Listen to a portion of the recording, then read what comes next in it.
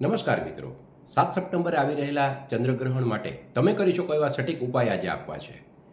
તમારા તરફથી અનેક મિત્રો પૃચ્છા કરતા હતા કે આ ચંદ્રગ્રહણમાં શું ઉપાય કરી શકાય. તો મિત્રો, આજે બધા જ કરી શકે એવા ઉપાય હું અત્યારે જણાવું છું. સનાતન ધર્મની આ ખૂબી છે, આપણા ધર્મની આ ખૂબી છે કે આ ધર્મની અંદર ગ્રહણને વિશેષ મહત્ત્વ આપવામાં આવ્યું છે. અને મિત્રો, આપણા ઋષિમુનિઓએ જે પંચાંગ આપ્યું છે, જે ગ્રહણની ગણતરીઓ આપી છે અને એની અસરો આપી છે, એ આપણે અત્યારે પણ જોઈ રહ્યા છીએ.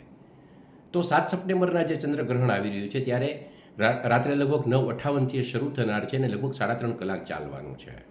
તો મિત્રો, આ ગ્રહણના સમયની દરમિયાન પૂર્વ દિશામાં મુખ કરીને તુલસી કે રુદ્રાક્ષની માળા લઈને 21 માળા 108 પારાની ઓમ સોમ સોમેશ્વરાય નમઃ મંત્રની કરવાની છે. ઓમ સોમ સોમેશ્વરાય નમઃ મંત્ર ચંદ્રગ્રહણ વખતે કરવાથી સહસ્ત્રગણું ફળ આપે છે અને ખૂબ સારા પરિણામ પ્રાપ્ત થાય છે. જે મારા વર્ષોના જ્યોતિષ અનુભવમાં મેં જોયું છે.